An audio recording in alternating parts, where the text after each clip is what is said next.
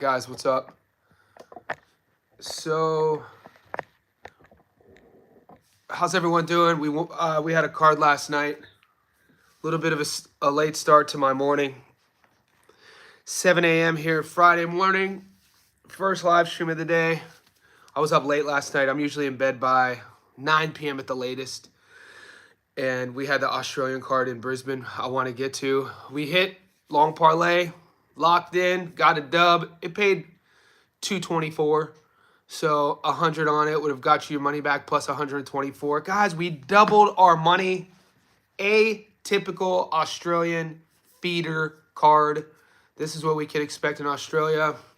I'm mates with a couple guys online who promote Australian boxing. They don't bet. They don't break down fights. They just promote Australian boxing. And they hate No Limit. They hate No Limit cards because all of the fights in their eyes are set up and predictable. But on my end, as a guy who breaks tape down, who runs a Discord for professional bettors and gamblers, I love Australian cards. I have to be somewhere at like 95% in terms of money line. You'll have your upsets, but rarely, right? And then usually the upsets come down to a 50-50 domestic dust-up, in which it really comes down to if you know anybody in either camp. And I'm fortunate enough to live down here, which I could just send a couple messages out, and I do. So, yeah, before we get into that, I want you guys to, as you tap in, hit the thumbs up button. Make sure you hit subscribe. Also, the link is pinned in the comment section below. As you see in the chat, you'll see the boys with the stars. Whatever color star, that means they're Johnny Says Boxing Insiders. They're VIPs. They have access to our Discord. The Discord is 2 months old. Our Discord turned 2 months today. We're already nearing 230 VIPs in there, so it's awesome. It's a fun community. We stream the boxing matches live in there, but more importantly, you get to connect with professional bettors. It's a 24-hour sort of flow, so you don't need me to moderate. I moderate, but you don't need me to be there. And, people are sharing their parlays. I have my own channel for betting picks that you have access to. American football is in there, MMA, UFC, but the bread and butter is boxing. So if you hit on Australia, let's go. Regarding a term of investment, whenever you could double your money, come on, dude. So we doubled it plus a little change, 224. I got to be honest with you. I expect of the two Liams, Liam Paro and Liam Wilson, I thought Liam Wilson was going to be the one to struggle. Based off of what we had seen prior, I thought that Liam Wilson struggled a bit with Jimenez. I thought Liam Wilson against Jimenez was going to be sort of like what we were going to see. Now, look, anytime, I was saying this last night during the fights, I hate betting on Liam Wilson. I'm not saying I don't, and I'm not saying I don't win. But every time I bet on Liam Wilson, I'm watching the fight stress the hell out. I don't know one other fighter that currently that is active that stresses me out and frustrates me more than Liam Wilson. Jesus, it seems like all Liam Wilson knows how to do is go life and death with world champions and life and death with club level guys. There's no in between. So Liam Wilson, you're watching him fight, and he could be a 5-1 favorite, and he's fighting like he's going to get knocked out. And you're just like, God damn it. But he won by knockout. It was Liam Paro who kind of had a really tough fight. Really tough fight. Really tough fight. He jumped out to a nice little lead.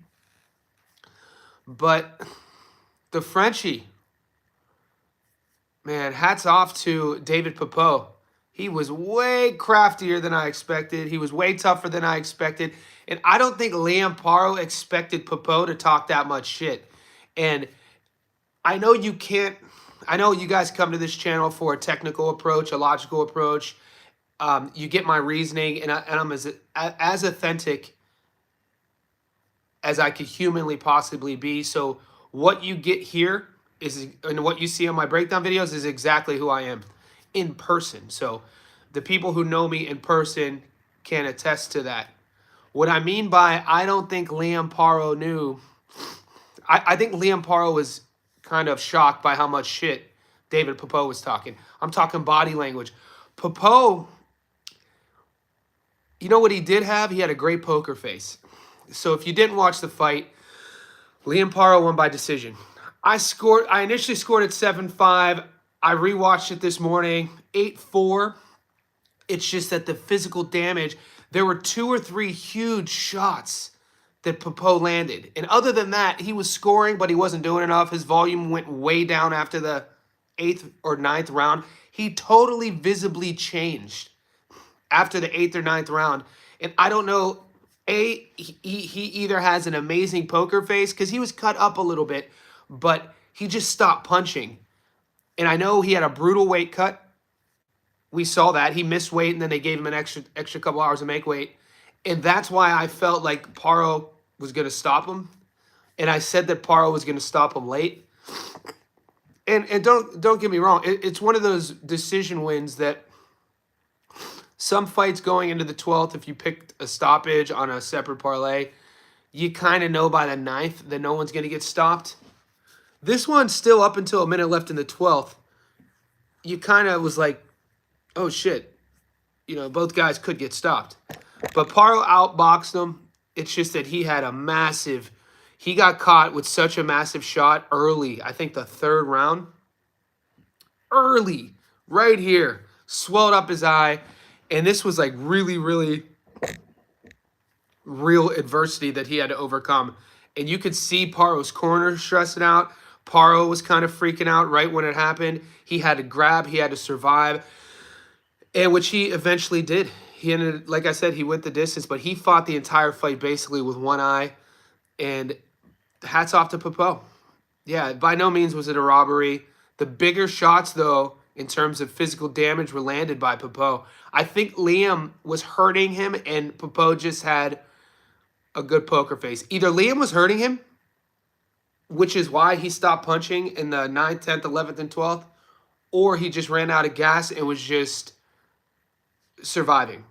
It could have. It's kind of 50-50 if you rewatch it. It could have been either way, because Papo stopped. You know, Paro landed a couple huge body shots, and that's something about his game I wish he would have done more. It's something about Liam Paro's game I always say is, damn, I wish Paro would just work the body more.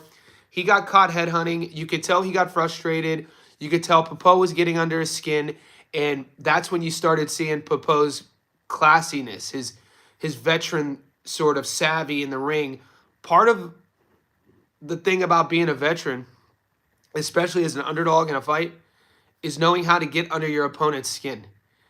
Obviously, you got to win some exchanges, which he did. As soon as Papo's whole energy shifted when he hurt Liam, when he saw the eye. From there, Papo went straight into sort of psychological bully mode, and it was affecting Liam. Every time they would clinch up, you know, Liam would try to hit in the back of the head. His body language was way more intense, and Papo was just relaxed, smooth. I was actually impressed. He looked way bigger, and you could tell that he was. I told you guys in my breakdown, Papo had fights at 160 pounds. This was Paro's first fight at 47. Does it take anything away from Liam Paro, in my opinion, of who I thought he was going into the fight? No. No, not at all. If anything, we could see that Paro could go into some really deep, dark waters mentally and physically and still win a decision. Not a lot of guys could do that. As a bettor, because that was the last fight and I had hit all the other fights, the eye was so intense that I was worried that in the 3rd, through gradual damage, that they were going to stop it. But the corner did a good job. Liam Paro's corner guy did a good job keeping it under wraps. But, mate, it was edge of your seat stuff. And hats off to both guys. I want to let everybody know that I'm going to be going live in a couple hours with Nick from Breaking Bad Boxing. I've had like 5 requests. He's kind of a new YouTuber. I think, you know, he's a subscriber on the channel. He's in our Discord. I know he started his boxing YouTube not too long ago, but I've watched some of his breakdowns. I just watched his breakdown of Kayatso, and he does really good work. So he's going to be on the channel with me in a couple hours. That link is already up on the channel. We're going to be talking about the Golden Boy card, Kayatso. We're going to be talking about Gabby Fundora.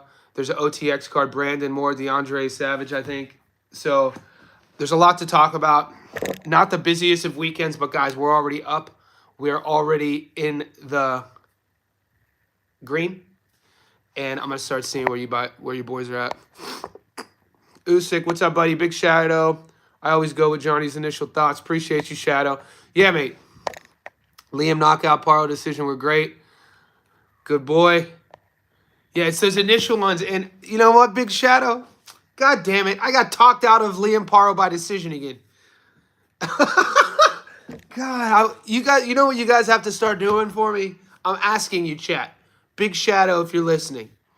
When we do these initial, like the beginning of the week, could somebody put in a comment section, start commenting, all right, here's Johnny's initial picks in case he flip-flops?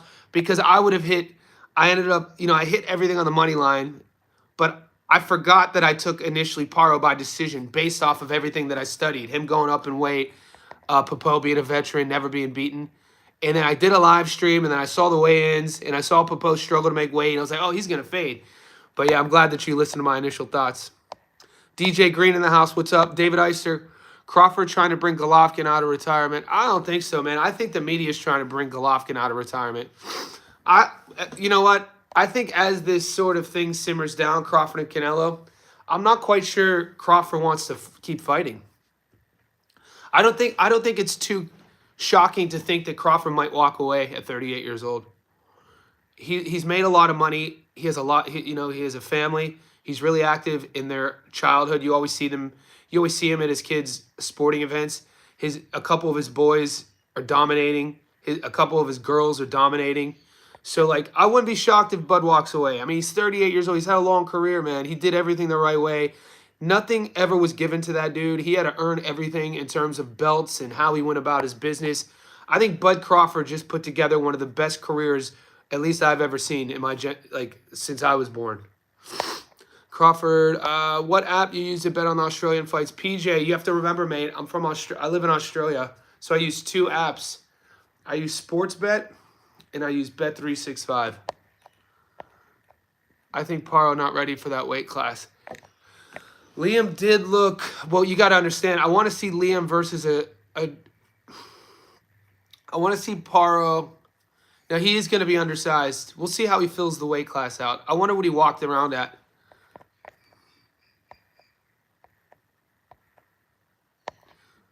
I missed it. I put 50 on the decision. DJ Green, Paro also left his uppercut at home. Yeah, Paro didn't throw an uppercut. He didn't throw body work. You know what I didn't see a lot from Paro? See, there's a lot. This is why I think Liam will learn from this. He has a good camp, and he stayed locked in the entire time, which tells you that the kid is switched on. A lot of fighters that I've seen who have been injured like that in a fight, because that's not just a punch, guys. We have to remember that's an injury. Liam was fighting through an injury, a contusion to the eye socket, swelling. You can't see. It's his lead eye too, his jab side. So he's going to make adjustments. I wish he threw a lead hook too. I know southpaws aren't really famous as body punchers. You know what I mean? They love throwing their backhand. But Liam was just, when guys start headhunting, so you see, in my opinion, you can pick up on two different scenarios when a fighter starts headhunting. One, they're in their emotions. They're frustrated. They want to get their get back. They're rushing their work, and they're fighting emotionally. And then the other one is when they have their guy hurt and they want to get the guy out of there. But he didn't wobble Papo at all. It never looked like Papo was wobbled or on unstable legs. So I wish Liam would add a lead hook to his arsenal, because I love Liam Paro's foot feints. You know what I'm saying? I love, especially early on before the eye socket, he'd come foot feints, boom, and then he throws backhand. Why not foot feint, lead hook? And that's what I kept screaming. I'm like, bro, like, throw a lead hook, work the body. He didn't start working the body until, I think, the 11th round, but it was frustrating. Look, man, he showed me a lot being able to get that victory. That was a lot of adversity to overcome. Big Shadow, Bud dominates Ilya. Kiza B, Dana not going to let Ilya box. Big Shadow facts, but Ilya doesn't want to fight. Paro needs another tune-up fight. TJ in the house. Safe travels, big fella. Heard you're getting on a flight soon. Kiza B. Oh, TJ, I watched. I sent you a message in the Discord about DeAndre and Brandon Moore. Kiza Crawford said he don't even know who Ilya is. Yeah. Guys, I don't think that Crawford's going to fight Ilya Taporia. But you never know. There's that. There is a case for it. Money talks, right? Money talks. Bud's all about legacy. We know about Dana White with TKO Boxing and Sella Promotions. We know about the event 4th of July weekend at the White House next year. Conor McGregor, it seems the rumblings I'm hearing from the MMA space, Conor is going to potentially be on the card. There's a potential John Jones comeback on the card. And with Dana entering boxing officially, why not have MMA fights and boxing fights on that card? Could you imagine that card at the White House, Conor McGregor's return plus Bud versus Taporia in boxing? I mean, you never know. This is the world we live in. You never know. That would be pretty intense. Tiara Brown fights Saturday too. Yeah, Tiara Brown. We watched Tiara. Has Tiara fought since she came down here and beat Sky? Is this Tiara Brown's first fight since Sky?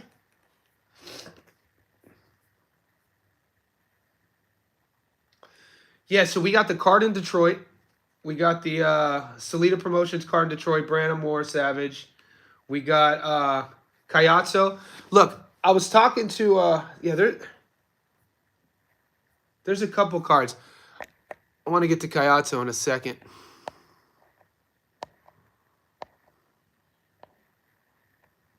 Okay, so one of my boys online. If you don't follow, he's on Instagram. I'm not sure he's on YouTube, but his thread on Instagram is Thrill Boxing. His name's Mike. So Mike Thrill Boxing on Instagram. He's an American. He's kind of my like 24/7 news ticker of boxing, right? So a lot of, when I'm editing, when I'm doing live streams, I don't just keep up to date on the news of boxing, but he does. So I always check in on his account to see what's happening. And he put up a post yesterday about who's the greatest Mexican fighter of all time. And he lists the usual suspects, right? Salvador Sanchez, Canelo, Cesar Chavez.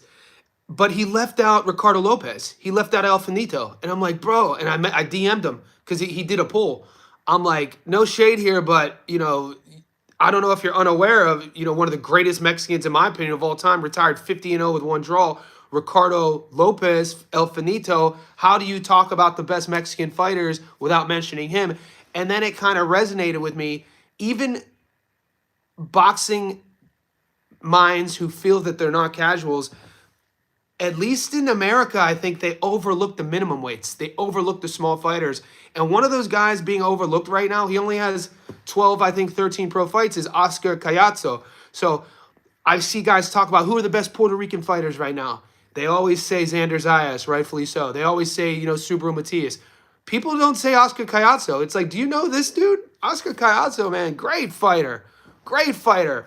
Great, how he operates in the lower divisions, in the power he has, in the aggression he has, and what he does. He kind of looks like, if you just watched Oscar Cayazzo box on a big screen, and you didn't know anything about him, you didn't know about weight classes, and you saw how he operated, I mean, you wouldn't think he weighed 105 pounds. You know what I'm saying? You could, he doesn't, I guess my point is, it's not wise as a boxing fan to overlook a guy just because they're smaller. Some of my favorite fighters are under 122 pounds. Ruslan Abdaev on that Golden Boy card. Well, he's a good prospect. Who's Ruslan is fighting? She's fighting Emma Gongora, former kickboxer. William Hutchinson, Jeffers, Tiara Brown upset was money for her last fight. Yeah, did you guys think that Tiara Brown beat Sky?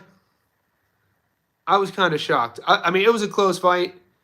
It was a close fight. I was just kind of shocked that they gave the decision to Tiara, all things considered. She came down here to Australia. She was the underdog. She wasn't the champion. She was the B-side.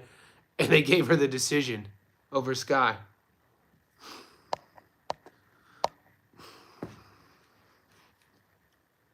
Yeah, Kevin Johnson. So Ruslan Abdullayev, he's 2-0. Guys, Kevin Johnson, don't sleep. I'm not getting odds on that fight. And I'm not saying Kevin Johnson's going to win. But Kevin Johnson's a pro, I think around 20 pro fights. I think he's 12-7, so this will be his 20th pro fight. Kevin Johnson's never been stopped. He's a pro, man. If you've never seen Kevin Johnson box and you're gambling based off of these odds, I mean, I'm not getting options to bet on Kevin Johnson, but Kevin Johnson is a tough pro, man. People sleep on him. Never been stopped, 12-7, 8 knockouts. So lately in more recent memory, you know, Gabby Fundora, when she fights by knockout, but then usually Kevin Johnson, when he fights, the fight goes the distance, or whoever he's fighting to win by decision. Because, I mean, he's lost. Like, so there's a term in boxing. He's lost 4 in a row. He's lost to Baez, Davis, Isaiah Johnson, Eric Tudor, Joel Iriarte. He's lost 5 in a row. So he started out 12-2. Now he's 12-7. What does that tell you about Kevin Johnson? Starts out 12-2. Now he's 12-7. 7 losses, never been stopped. What that tells you is that, you know, never was really highly promoted by a promotional company. Always goes in as the B side. Puts his hand up whenever to fight. I'm not saying his career, and I'm not comparing his fight style to Emmanuel Augustus, but go to BoxRec and look at Emmanuel Augustus's record. I always use him as an example. When people talk about Emmanuel Augustus, they always talk about, you know, the drunken master, his style, how he fought against Floyd Mayweather. You know, I see some of Jaron Ennis's style in Emmanuel Augustus when you watch the tape. Ennis likes doing that little pause step, boom, boom, pause. He got that from Emmanuel Augustus. He didn't create that little pause step. But anyway, Augustus's record on BoxRec, disregarding how many close fights that should have went his way, is because he always was the B side, never was promoted, didn't have a promotional company.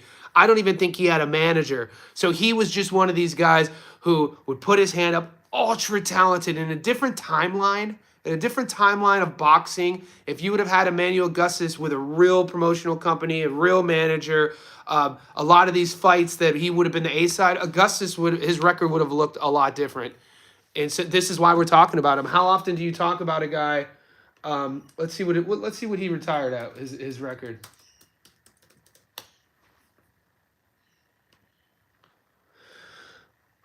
Yeah, Emmanuel Augustus retired with a record of 38 wins, 34 losses, and 6 draws. 6 draws!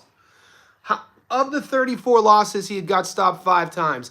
But how often, after a guy retires 20 years ago, do we even bring up a guy who has 34 losses? Do you know why we do that? Obviously because of his fan-friendly, unique, creative, fun style, but also because the storybooks and the narrative on fighters aren't always what the win-loss column says. It's one of those things. Do your own research. Kevin Johnson, to an extent, he's already he's in his early 30s now. He's kind of like in the same sort of cloth of the B-side always. I have a guy who's coming up. I need him to get rounds in. What's Kevin Johnson doing? Is he busy this weekend? That sort of thing. So they call him up.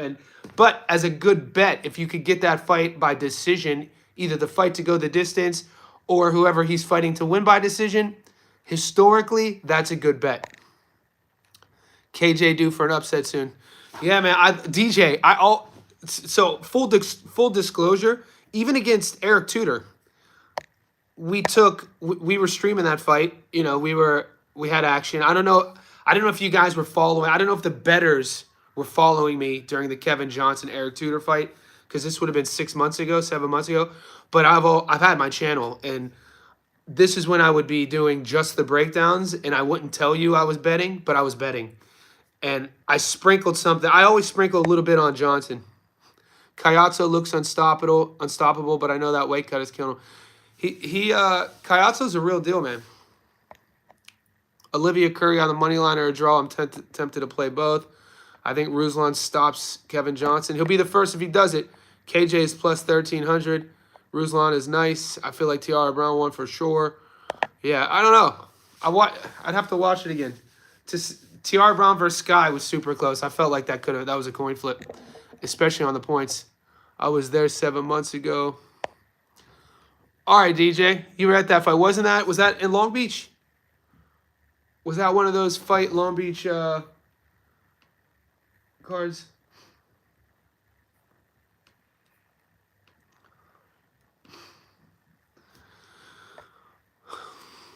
Anybody see any upsets this weekend, boys? I'm going to go over the fights real quick. I'm going to go over what we're getting, what action we got. Let me know if you hit last night. Let me know, tip your bartender. So Olivia Curry, Kay Scott. Kay Scott's a 41-year-old pro from here in Australia. She has domestically, everybody knows the name Kay Scott. I don't expect Americans to know her name, but I heard on a couple podcasts they were talking about Olivia Curry versus Kay Scott, and the podcast I was listening to didn't know who she was, but people down here in Australia know who she is. I'll tell you why in a second.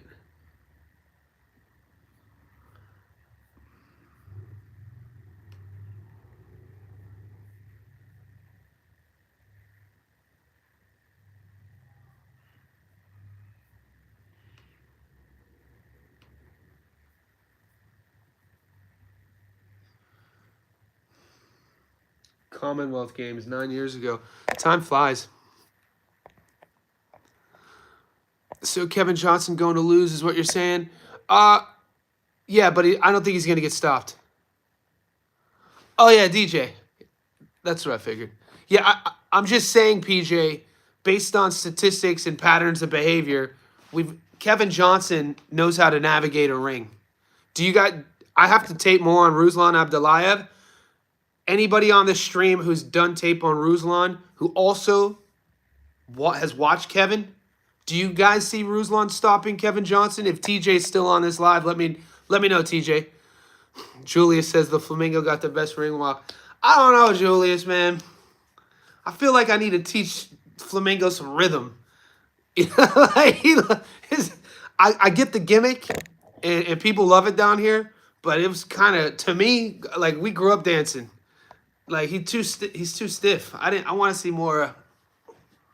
Like his timing was with the ring dance. But that's the Flamingo. That's Jacob NG. What thoughts goes out to Ricky Nato, man. Ricky Nato, 34 years old. It was well documented. He's a Japanese fighter. Came to Australia for a fight camp a couple years ago. Loved Australia. Ended up staying in the very first round. Was exiting off of was engaging in the pocket. Just a simple exit, and his Achilles blew. Achilles blew. I've never seen that in boxing. The Achilles is that injury that you see in basketball all the time, a non-impact injury. I think we saw it with Chauncey Billups, same sort of thing. We saw it with Kobe, same sort of thing. If you rewind the clock, even late 90s, I'm aging myself, Mark Price tore the Achilles, and we're seeing it more and more in basketball. And a lot of times, basketball is a sport played the entire time on your toes. You're always running. You're not really flat-footed. So there's a lot of pressure going in the calf. And, the calves are super developed. And if you're tight or if you're not warmed up or just if it's just, you're worn down, that Achilles, the cord going from your heel, anatomically, the heel is called your calcanea. So if you guys ever take an anatomy and physiology class and you're learning the body, the heel itself is called your calcanea. Now, the Achilles is attached to the heel and it runs up like a band into the calf. And when that gets tight, just backstop, boom, it blows. But we probably won't see Ricky Nato fighting again. That's probably a 34 career ender. I've never seen it in the boxing ring. Have you guys ever seen a boxer blow their Achilles? Bro, that was wild. Feet damn near fell. I know, man. It was hard to watch. Gamboa popped. Did Gamboa blow his against Tank? No shit. Good memory, Sam. Is Gorman on upset alert with Alamo? Maybe. I've heard a lot of the boys going heavy on Johan. I don't know if I'm going to bet on that fight because the odds aren't really that good. Are you guys loving the odds on... let's go over that. Alamo versus Gorham.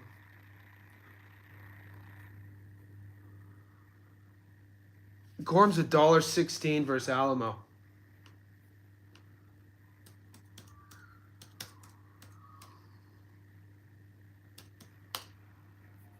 I mean, people love to bring up Alamo versus Liam Paro. He lost the split. He dropped Liam Paro in that fight.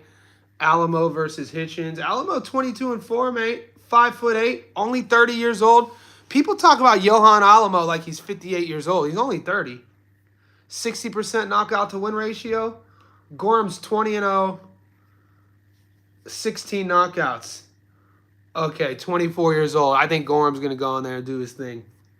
This fight, this matchup is made so Bran could get that resume that Johan has.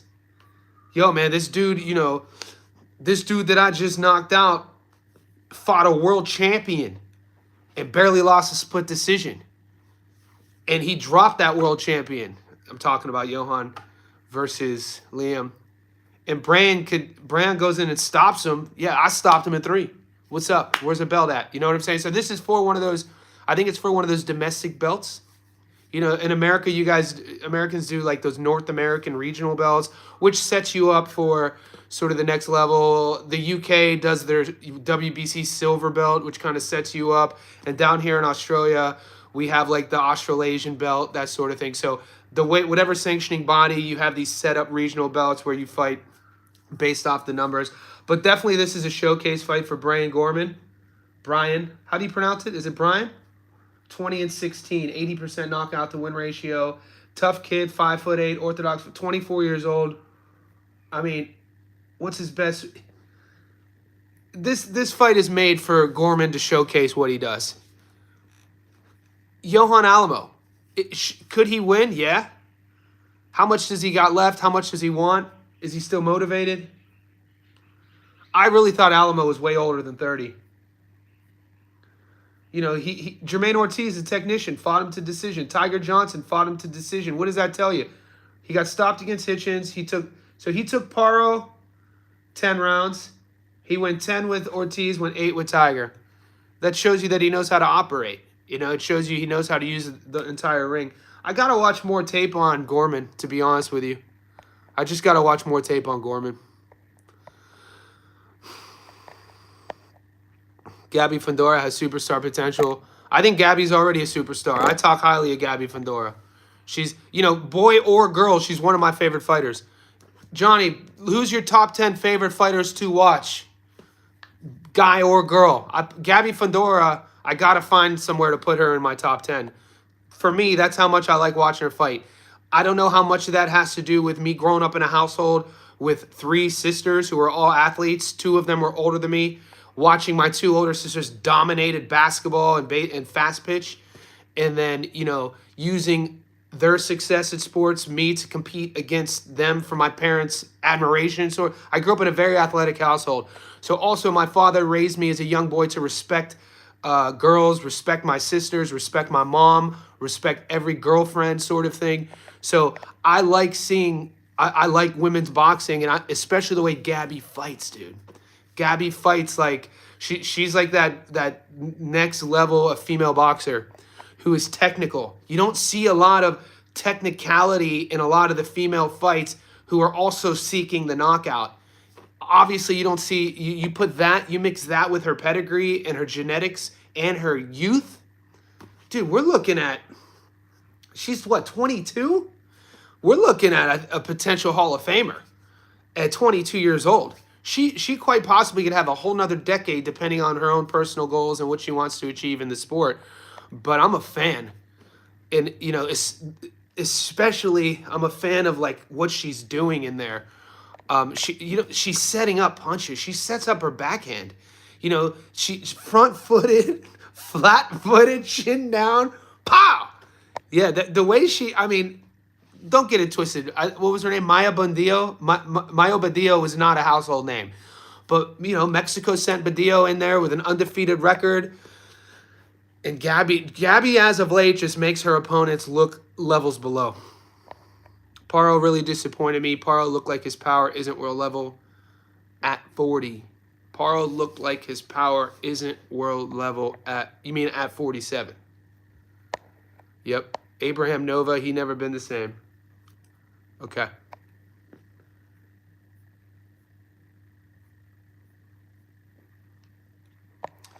Is that girl Curry going to win? She's fighting a 6-1 fighter. Curry is fighting a popular Aussie fighter who had a great amateur career, was a Commonwealth gold medalist, I believe. Big girl. So Curry, I got to let you guys know. I mean, the one thing Kay Scott is super athletic, super fit. Don't let her age fool you.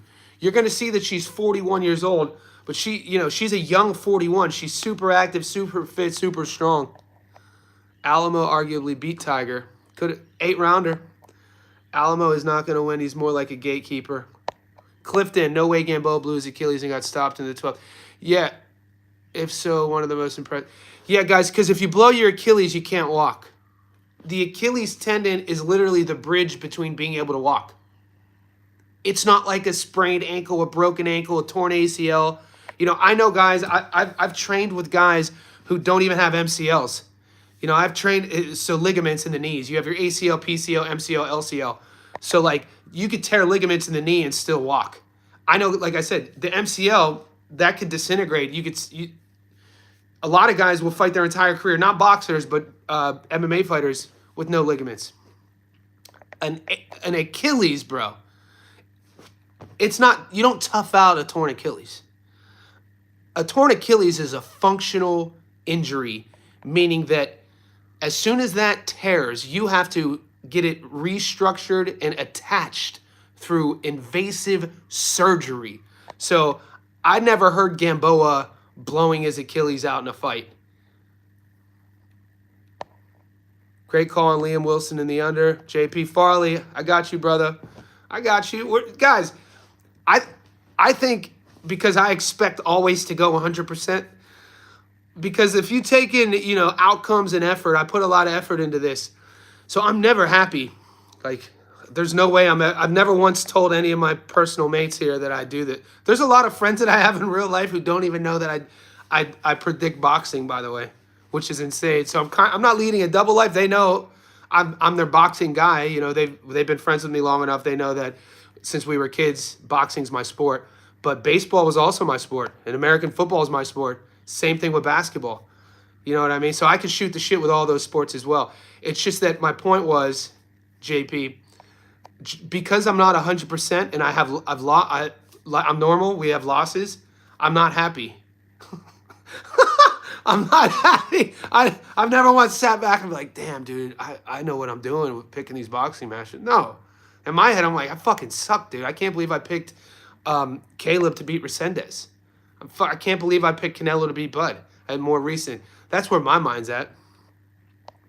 PJ Alamo is coming to get a check. GMS put on the elect. PJ was so... Guys, I'm never putting Tellez. If your last name has the name Tellez in it, if your name has the name Tellez in it, you're on my no-bet list. Yenis Tellez, Rene Guiron Tellez, no longer betting. I catch Trujillo knockout. My man, what did I tell you about Darren Gala Trujillo? Guys, could somebody give me the... So in the 1990s when I was a kid, well, actually early 90s, because I used to watch the WWF. And some of my favorite... I remember when Hunter Hearst Helmsley, Triple H, first came into the WWF, and his whole shtick, he was a royal, and he'd wear the robe, and his walkout song was the classical song Ode to Joy. So whenever Hunter Hearst Helmsley would come up, and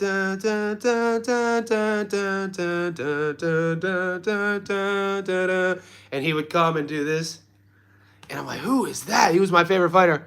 So yeah, picking Darren Gala Trujillo, me telling you guys about a kid that I've been watching since he was 16, and then him showing out and proving me right. Do you think Kayatso better perform? Yeah, Maniar. I totally expect Kayatso to come out and have a great performance. Clifton, hard for me to honestly say I have a female boxer in my top 10 to watch. Watch Clifton, I understand that. I'm not trying to... Dennis, yeah, I understand for sure. I understand why, too. This is a blood sport. Do you think Kayatsa will have a better performance than Paro? I mean, Liam Paro had to go life and death to get a decision in an IBF 147 title eliminator in a division he's never fought. Do I think Kayatsa is going to have to go life and death? I don't think so. Who's your favorite prospect of the year so far? It's a great question, Julius. It's a great question.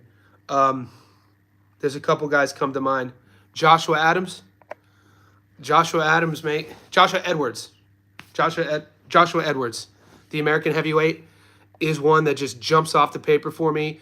But there's that white kid who fights with he's the welterweight who used to train. He's only had about 6 pro fights. We've covered him on the channel. He was Israel Madrimov's training partner as an 18-year-old. I think he's 19 now. I'm sure the chat will remember his name. We've covered him on the channel twice. I think he's 6-0. He either trains with Garcia or Manny Robles. He's a fun prospect. If Goat's on the live stream, yeah, Mike Roth, yeah. There you go, boys. Thanks, chat. Griffiths. Caden Griffiths. Fun prospect, boys. And Joshua Edwards and Caden Griffiths for different reasons.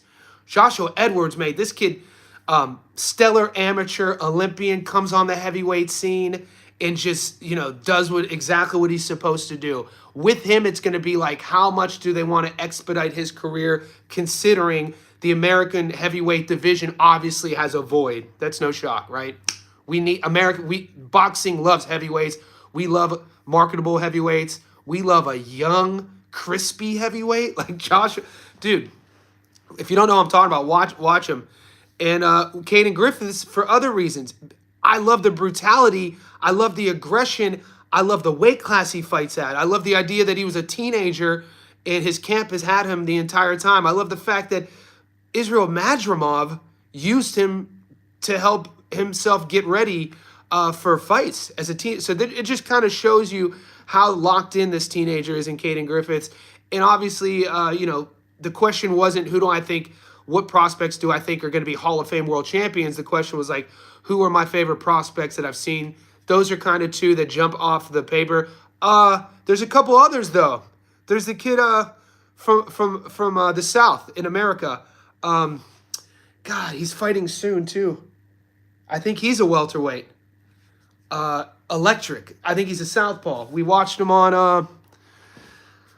I haven't looked into. Check out Josh Edwards. How does he match up versus Moses? I'd rather not yet. I need to see. Moses is there's a gap. There's a gap in terms of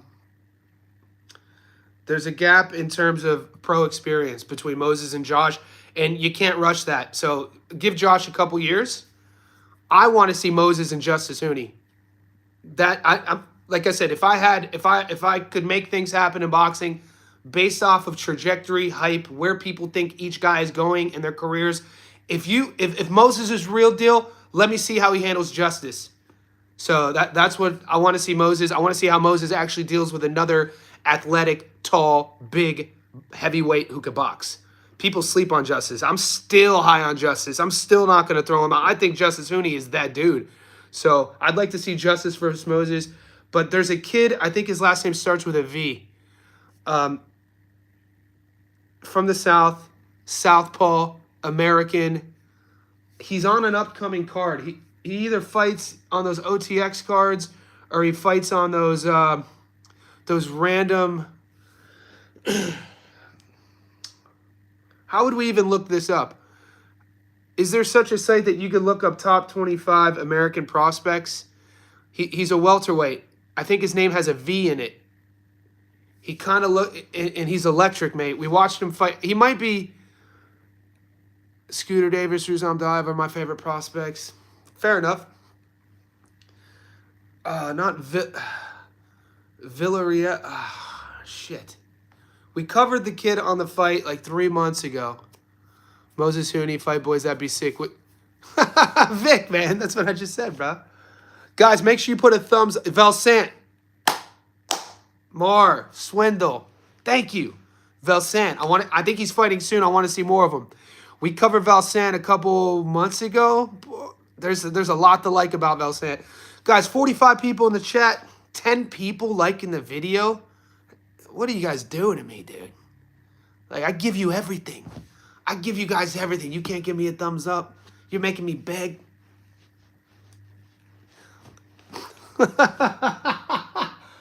Let's see. Let's see what we got.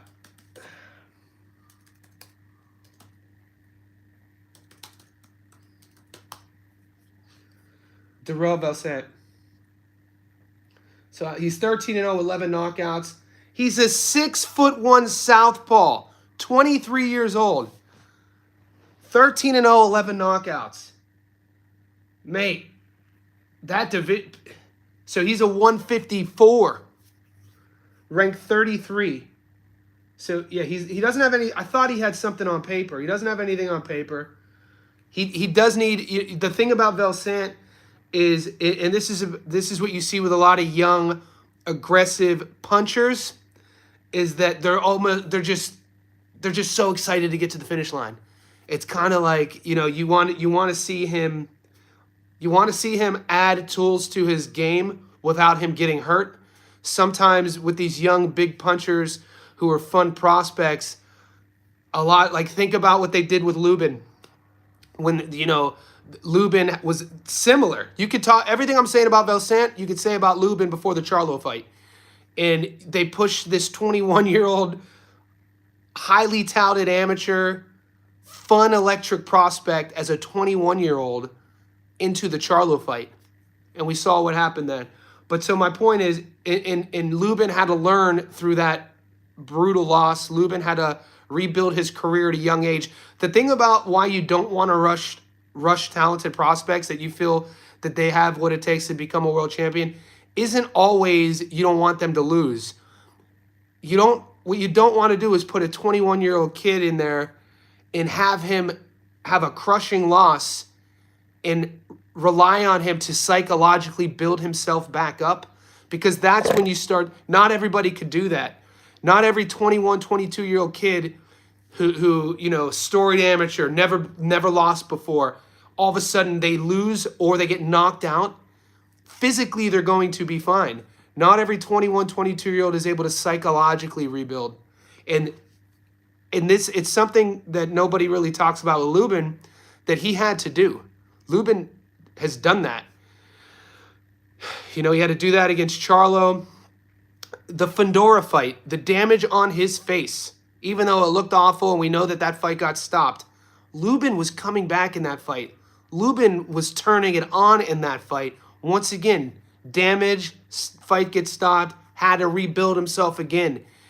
And now you got him. Now he has the opportunity that he's fought for his entire career coming up with Seb. So, like,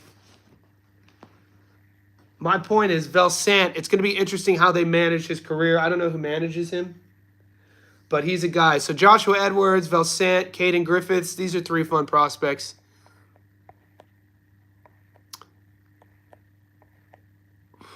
My favorite UK, Taylor Bevan, Mike Ross, nice call. Kiza, the best UK. Giorgio Vasoli is fighting on the same card. They just announced Kiza. Vasoli is fighting on the same card coming up in America, right? With another fan favorite young kid. His mother just passed away. I should remember his name. He's on the Boots card. Dave Allen fights again. Yep. Giorgio is fired for sure. Zach Wynn Moses. Yep, that's Shakur's. So that's Shakur's cousin. Look, there's a lot of them out there. Joseph Brown, fun prospect. He's a teenager. There's a lot of there's a lot of young American prospects, a lot of Brits. Unfortunately, the amateur scene here in Australia isn't as rich, especially the Australian media. They don't get behind their amateurs here in boxing. We have an amateur on our channel. Whenever you guys see Cain, C-A-I-N, he's a VIP. He's an 18-year-old amateur here in Australia. He's getting ready for the some big tournament at the end of the month. He's in training camp. Giorgio's hands down a sniper. Zaquan is special, fights like Shakur. Kiza, yeah, I love watching Vasoli fight. He's so slick, used to kickbox. That's where that footwork comes from. Vickman, he's a beast. Clifton, I don't believe Lubin beat Ortiz. I also thought Lubin lost to Ramos. You don't believe Lubin? Oh, yeah. Okay. Beat Ortiz. Well, all you can do with Lubin is talk about moving forward what he's going to do. Carmel Moten is a prospect. Zaquin sounds like Shakur. How do you think Crocker fares again? Paro last fight. I think that if Lewis Crocker fights how he fought against Donovan, he loses to Liam. You can't just one and done pot shot. But then again, I mean, that's exactly what, I don't know, I'd have to sit with it, Jay, because me saying that out loud, that's exactly what David Papo was doing, and he almost won. So I have to sit with it. The good news about if Paro does get the Crocker fight, Crocker's not the biggest guy at 47 either. Papo is massive. Papo looked like he was 2 divisions above Paro.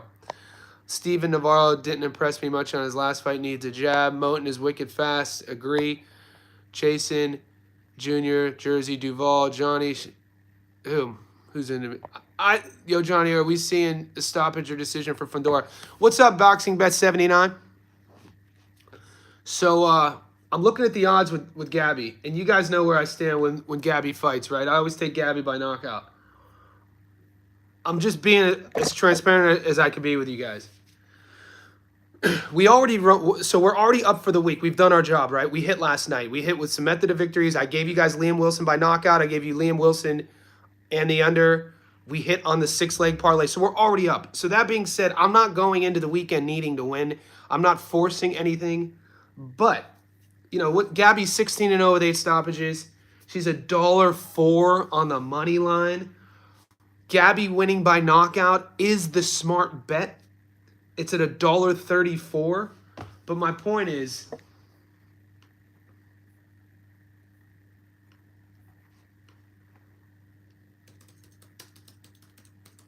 give me a second. To answer your question, Gabby by knockout for me is always the play. But everything I just said, she's fighting a girl, Alexis Kubicki, 13-1. It's a 10-rounder. It's a world title fight. Kubicki's ranked number 4 in the world at flyweight. She's never been stopped.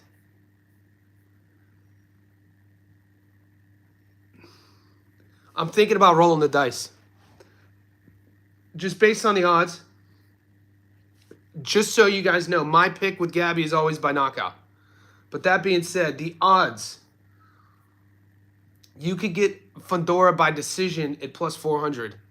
So if I jump the gun on this, I'm going to watch a little bit more of Kubicki. I want to see her punch stats. I want to see her output. Because the second Fondora thinks that she has you, is from like the 3rd round on, she's pushing for the knockout. I want to see how Kubicki handles pressure. I'm going to try to find tape on the loss that she has. That was a couple years ago. But $1.34, I mean, is it worth the risk to put $1.34 by knockout? That's my logical bet. But is the juice worth the squeeze betting on a girl fight, even though it is Gabby, when you're only getting $1.34 back? So Gabby on points is $3.50. So this might be one of those just plays that I make. Disregard the read. The read is Gabby by knockout, but the play, I think, is Gabby on points. You know what I'm saying? Because we don't have a lot of great action. So what I might do is do a little sneaky 2-legger or just go heavy Gabby on points. You know, take the winnings I hit last night at my 2-1. Because, you know, just for you, you know, non-mathematicians, 100 on Gabby on points gets you your money back plus $250. 1,000 Gabby on points gets you your money back plus 2,500. These rounds are only 2 minutes. What do you guys think of Gabby on points? Even though you guys know I always take Gabby by stoppage, but over the last few fights, we were getting Gabby by stoppage at $1.85, $1.90. I think the bettors and the bookies caught on to that, and now she's at $1.35. Initial thoughts. God damn it. 100%. Okay, maybe the play would then be... All right, hold on. See, this is what I'm learning from you boys. Mike Ross. This is what I'm learning through you boys. Mike Ross presents a valuable point. You don't just have to take Gabby by knockout. You could go Gabby knockout in the under. We did this with Brian Norman against Jin Sasaki. We did Brian Norman by knockout in under 6, and we hit plus 540. Good call. So let's see. Gabby. I'm not round betting. Will the fight go the distance? No. Gabby. I'm not getting Gabby to win in round 4. I'm getting specific margins, but they're not giving me an over under 6. Are you guys getting an over and under for Fundora of rounds? Because I'm not. I'm either getting a specific margin, like rounds 9 to 10, rounds 7 to 8, but I'm not getting an over and under 6, because I would play that. If I could get odds Gabby Fundora under 6, I would take that. Under 7.5, I would take that. I would take under 7.5. But what's it paying, Fresh?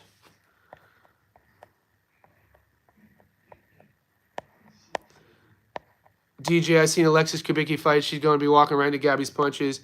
You flip. Guys, I'm just posing questions here. I'm not flip-flopping. Nothing's in paper.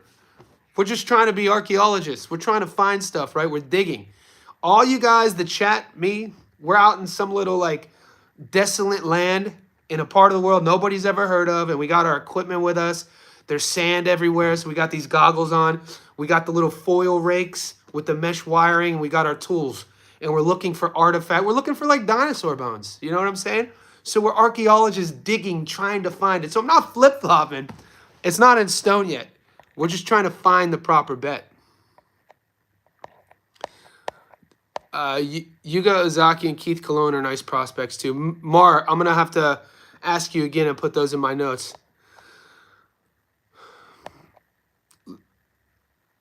Fresh BX 7.5. Fresh BX plus money close to even. It's close to even. Okay. Is that the play, Fresh? Maybe that if it's close to even, that's probably the play. Money Meats checking in. You're probably my favorite check-in. DJ, we're California gold diggers. So DJ, maybe that's the play. The 7.5. Because $1.37 is not enough, man. That's almost like that's the bookies. They're kind of messing with us. Like you look at the bookies, you're like $1.30 on a knockout. She got 20 minutes to work. It's like, get out my face. You know what I'm saying? So we'll come to our proper conclusion in a second. Guys, it is 8 a.m. my time Friday morning. If you know who Nick from Breaking Bad Boxing, he's new on the scene. He's a subscriber on our channel. He's in the Discord. He does really good breakdowns. I just watched his Oscar Kayato breakdown. Over the last month, you guys have asked me to go live with him. So I'm bringing Nick on from Breaking Bad Boxing in 3 hours. So that live stream is already up. Make sure you hit bell notification buttons. I'll put the link and tell all the Discordians about it. If you haven't joined the Discord, the link is pinned here in the comment section. It's a couple bucks a month. We also have I think there's UFC this weekend. There's the NFL. I put a sneaky money line bet on the NFL today. Just a little sprinkle action. So if you want to get all that work, join the Discord. We're an hour in. We got 50 people now popping. So it's bigger than I thought it would be on a Friday morning. You guys are what makes this thing cruising along. We're growing. I appreciate everybody, all the interactions. You guys are beasts. Stay tuned.